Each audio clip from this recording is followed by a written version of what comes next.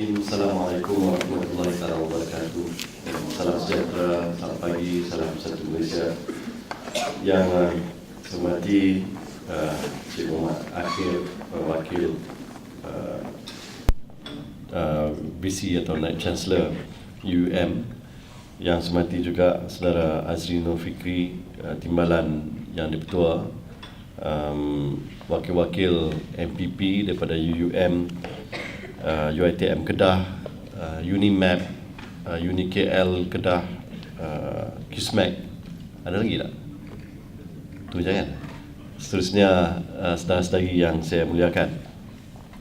Yang pertamanya saya merafakkan puji-pujian kehadrat Allah SWT kita dapat bersama pada pagi ini dalam satu program program. Ada dua program sebenarnya. Program yang lebih besar tu yang pasal UUM tu, pasal MITI ni di UUM.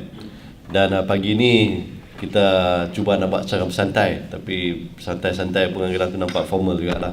Duduk kursi monelo atau lepas tu tapi saya nak ambil kesempatan sebelum saya berucap di majlis yang lebih besar nanti ni untuk menyentuh bukan khasnya ataupun khususnya mengenai MITI, tapi oleh kerana ada di kalangan saudara-saudari yang dari Majlis Perwakilan Pelajar, jadi saya nak sentuh mengenai kepimpinan kalau diizinkan. Kepimpinan ni adalah suatu yang memerlukan dia ada dua bahagian dalam kepimpinan. Satunya tanggungjawab dan satu lagi kuasa. Kadang-kadang orang lebih berminat untuk mendapatkan kuasa tetapi mengabaikan tanggungjawab. Kita ingat dulu dalam satu cerita Spiderman tu kan. Ingat tak satu scene tu sebelum bapa dia kena tembak. Jadi dia duduk dalam kereta, lepas tu dia sembang dengan bapa dia. Bapa dia kata with power comes responsibility. So saya ingat bapak dia pun tak tahu dia Spiderman, tapi benda tu menyentuh dia lah, pasal dia kata ada kuasa, tapi kuasa itu mestilah dipegang dengan tanggungjawab. Kerana kuasa tanpa tanggungjawab ini adalah satu yang amat berbahaya sekali. Tanggungjawab ini adalah yang diamanahkan oleh orang yang memberi kita amanah itu, iaitu kalau di universiti memanglah student kita lah. Kalau dibagi kerajaan, ianya rakyat. Dan amanah ini mestilah dipikul sebaik yang mungkin. Tetapi wujud juga polemik di antara kepimpinan dan kadang-kadang dengan rakyat, kerana tugas kepimpinan bukan untuk membuat keputusan hanya berdasarkan kepada populariti ataupun membuat keputusan yang dianggap populis. Sebaliknya, kerajaan ataupun dalam kampus Majlis Perwakilan Pelajar ditanggungjawabkan untuk membuat keputusan yang betul dan tepat. Kadang-kadang keputusan yang betul dan tepat ini tidak popular. Jadi di situ terletaknya cabaran kepada kepimpinan, kerana kita yang mengamalkan demokrasi sudah tentu mengharapkan kepada populariti. Bayangkanlah kalau kita tidak popular, macam mana kita nak buat, macam mana kita nak tunjulkan diri sebagai pemimpin, mendapat sokongan daripada ramai dan menang dalam pilihan raya kampus. Samalah di peringkat negara pun begitu juga. Jadi kita perlu ada populariti untuk menang, kerana ini amalan demokrasi kita. Lainlah kalau kita ni gunakan amalan komunis ke ataupun falsafah lain yang termasuklah cara dictatorship ke ataupun monarki mutlak ke, di mana satu-satu orang itu mempunyai kuasa mutlak. Tak ada demokrasi. Tapi kita yang mengamalkan demokrasi memerlukan populariti. Cabarannya terletak di mana apabila seseorang itu dipilih oleh rakyatnya dalam kampus pun student-studentnya atas dasar populariti, bila dia dipilih, dia mestilah bertanggungjawab sebagai pemimpin, dan salah satu tanggungjawab yang paling penting ialah untuk membuat keputusan-keputusan yang betul dan tepat. Dan betul dan tepat seperti yang saya kata tadi tak semestinya popular. Jadi inilah cabaran bagi setiap pemimpin. Bagaimana dia nak buat keputusan yang betul dan tepat? Dia mestilah memikirkan mengenai kebaikan masyarakat secara keseluruhannya, bukan hanya sekarang tetapi dalam jangka masa yang panjang. Dia tak boleh fikir mengenai sehari dua ni, tak boleh fikirlah mengenai nak seronok sekarang tetapi mengorbankan kepentingan masa depan. Semua ni nak kena pertimbangkan. Dan hanya pemimpin yang mempunyai integriti yang tinggi, yang menunjukkan konsistensinya di dalam prinsip, iaitu dia berpegang kepada nilai-nilai murni yang mana rakyatnya ataupun student-student semua nampak bahawa pemimpin itu begitu, yang mempunyai integriti tinggi, yang akan sentiasa disokong walaupun dia membuat keputusan yang pada waktu dan ketika itu tidak popular. Jadi kenapa saya sebut mengenai popular tak popular ni?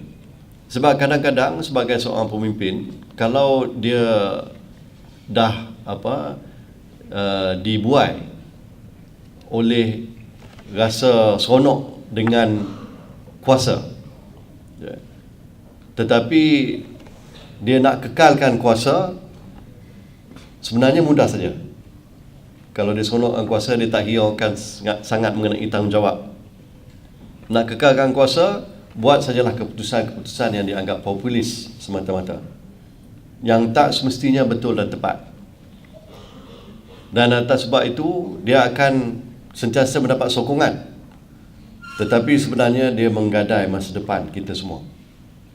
Dan ini satu perkara yang penting untuk kita pertimbangkan, di mana kalau kita terlalu beremosi dan kita mendesak kepimpinan kita untuk hanya membuat keputusan yang popular sahaja, walhal kita tahu dalam jangka masa panjangnya ianya tidak baik bagi kita semua, maka akhirnya kita akan mendapat pemimpin yang hanya gila kuasa, yang hanya memerlukan sokongan jangka masa pendek, tetapi apa yang dia buat itu sebenarnya memudaratkan kita semua dalam jangka masa yang panjang. Di sini terletaknya cabaran yang paling besar bagi kepimpinan. Dan saya ingat mana-mana pemimpin pun nak kena fikirkan mengenai bagaimana dia nak mengimbangi antara demokrasi, antara populariti itu, dan tentu pemimpin perlukan populariti, pada waktu yang sama memenuhi tanggungjawabnya sebaik yang mungkin. Saya nak beralih pula pada satu topik yang mungkin berkait dengan saudara-saudari semua sebagai anak-anak muda di peringkat Institut Pengajian Tinggi, iaitu mengenai pertembungan antara generasi. Kita lihat sekarang ini ramai orang lama-lama. Saya pun tak tentulah saya ni dalam golongan mana, yang lama ke yang baru kan. Sebab orang kata macam baru, tapi keterampilan tu nampak kurang baru sangat lah. Lagi-lagi kat atas ni nampak serba kekurangan di dalam dan di luar. Tapi pertembungan generasi ini menimbulkan banyak pertanyaan, banyak persoalan di kalangan orang lama-lama. Dia tak faham kenapa orang muda sekarang ini bersikap gitu. Kalau kita tanya sikap macam mana? Sikap tak hormat orang tua, sikap selalu anti-establishment, sikap nak memberontak selalu, macam-macam lagi. Dan saya cuba fikirkan mengenai perkara ini, dan saya dapati ada sebab-sebab tertentu di mana sebahagian daripada kesalahan ataupun kesilapan itu terletak di pihak kita sendiri, termasuklah generasi yang sebelumnya. Saya nak bagi sedikit lesson in history. Daripada generasi ke generasi, daripada turun-temurun dulu, biasanya generasi yang terdahulu akan membuat kerja untuk generasi yang kemudiannya. Jadi kita nak supaya anak cucu kita ni hidup lebih senang daripada kita. Dan kita pastikan kerja buat kita itu akan menghasilkan sedikit pulangan. Itu sebagai mungkin aset ataupun kekayaan kita. Dan bila kita dah tua nanti, kita serahkan ini kepada anak-anak kita dalam bentuk wasiat ke warisan kepada anak-anak kita, dan mereka pun dapat memulakan hidup mereka dalam keadaan yang sedikit lebih senang daripada mak bapak. Dan ini pun dah memang dah menjadi tabiat manusia macam tu. Ya, dari tok nenek kita, mak bapak kita pada kita dengan anak-anak kita pun begitu juga, anak-anak kita pada cucu-cucu pun sama. Tetapi selepas Perang Dunia Kedua, muncullah satu generasi yang diberi nama Baby Boomers. Baby Boomers ni adalah satu generasi yang besar. Biasanya lepas perang, orang rasa seronok kerana dia dah tak perlu bimbang mengenai masa depan keluarga dia. Jadi dia pun ramai yang berkahwin, ramai dapat anak ramai, sebab dia rasa dah gembira dengan keadaan keamanan tu. Lepas Perang Dunia Kedua, wujudlah generasi baby boomers, iaitu kohort yang paling ramai dalam sejarah dunia. Ya. Bila ramai, kalau ikutkan kepada pemikiran convention, dia kata kohort yang ramai ni dah tentu saingannya hebat di antara satu sama lain. Sebab bayangkanlah, kalau satu generasi itu, katalah contohnya ada 100 juta orang, tetapi masuk generasi yang baru pula sampai 500 juta orang. Dah tentu 500 juta orang ni terlampau ramai sangat. Jadi dalam dunia ni makanan tu pun banyak tu saja, peluang pekerjaan pun banyak tu saja. Jadi yang 500 juta ni nak bersaing antara satu sama lain, sudah tentu kohort itu menghadapi banyak cabaran. Itu pandangan konvensional dia. Rupa-rupanya yang sebaliknya yang berlaku. Kohort yang ramai ni, iaitu generasi baby boomers ni, menjadi satu generasi yang begitu berkuasa sekali. Kerana mereka ramai, maka dalam amalan demokrasi kita, mereka lah yang menentukan hala tuju sebuah negara, kerana mempunyai kuasa politik yang kuat. Mereka jugalah yang menentukan produk-produk yang dikeluarkan oleh syarikat, apa dia punya trend dia, apa warna dia, semua tu syarikat-syarikat dah tentu nak memenuhi permintaan mereka, kerana mereka lah pasaran yang terbesar. Jadi macam-macam andaian yang kita buat sebelum ini mengenai generasi baby boomers ni tersilap dan tersasar. Sebaliknya yang berlaku. Dan satu lagi tabiat ataupun sikap generasi baby boomers ni, baby boomers ni dia generasi dia lepas perang tahun 54, 55 tu sampailah tahun 70-an, awal 70-an, dia berhenti kat situ. Jadi saya pun termasuk dalam golongan baby boomers jugalah, tapi ujung-ujung. Satu lagi tabiat generasi baby boomers ni, mereka adalah satu generasi consumer. Dia mungkin mentaliti lepas perang ni, kerana terlalu seronok dalam keadaan keamanan ni, maka dia konsum segala benda. Dia nak beli rumah besar, dia nak beli kereta besar, dia nak macam-macam semua. Lepas tu dia sanggup berhutang untuk menampung gaya hidup dia.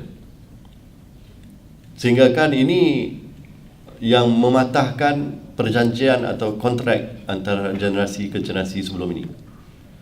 Kalau dulu-dulu seperti yang saya sebut tadi, kalau satu generasi itu buat kerja, dia buat kerja untuk generasi kemudian, supaya akhirnya bila dia dah tak ada nanti, dia serahkan aset kekayaan dia itu kepada anak cucu dia.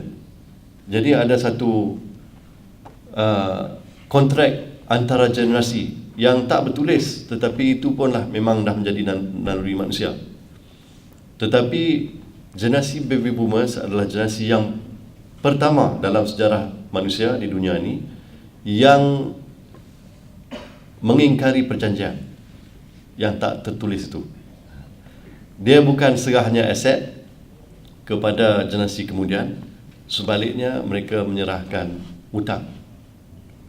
Ya, dia consume so much sampai hutang yang ditanggung itu terpaksa ditanggung oleh generasi kemudian.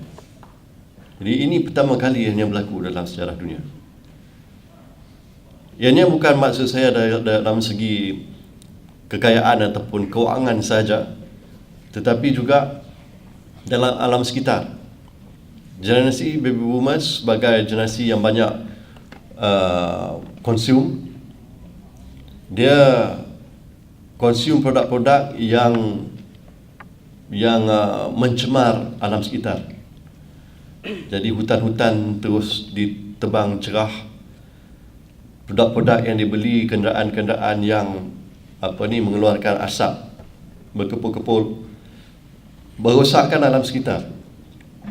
Yang ini pun tuan-tuan dan puan-puan, akhirnya generasi kemudianlah yang terpaksa menanggung. Jadi ini pun satu masalah juga. Apabila berlakunya rusuhan di London 2 tahun yang lepas, bila ditanya, bila dianalisa dengan mendalam, kenapa orang muda memberontak begitu, ini bukan saya nak bagi alasan kepada saudara-saudari semua, tapi antara lain difikirkan bahawa mereka memberontak kerana rasakan bahawa generasi sebelumnya telah memungkiri janji. Generasi sebelumnya, khususnya generasi baby boomers ini, telah mematahkan kontrak generasi yang sedia wujud selama turun-temurun. Jadi perasaannya dia kata, kalau generasi sebelumnya langsung tak pedulikan kami, sehingga akan sanggup melepaskan hutang ni kepada kami pula nak kena tanggung, walhal kami tak ada kena mengena pun dengan hutang-hutang ni, kenapa kami perlu peduli dengan generasi sebelum. Jadi itu pemikiran yang wujud di kalangan orang muda di United Kingdom, dan saya ingat sedikit sebanyak ianya pun berlaku di seluruh dunia, mungkin juga termasuk di Malaysia. Saya bukan nyatakan ini semua untuk memberi alasan kepada saudara-saudari untuk melakukan sesuka hati, tetapi tujuannya ialah untuk memberi sedikit gambaran mengenai kenapa berlakunya pertemuan antara generasi baby boomers dengan X and Y, supaya kita sebagai pemimpin memikirkan apa yang harus kita buat ke depan ni untuk memastikan bahawa kontrak antara generasi itu dapat kita mulakan semula, mungkin dengan kaedah ataupun dengan dalam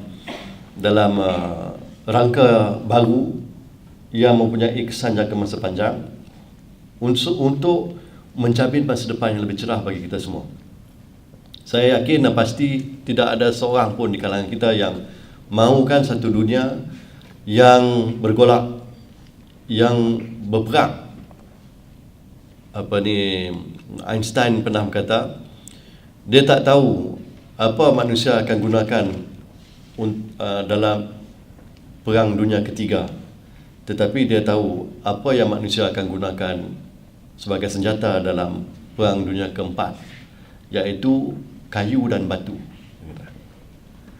Maksudnya dalam perang dunia ketiga kita mempunyai teknologi canggih yang akan mampu memusnahkan satu dunia ni.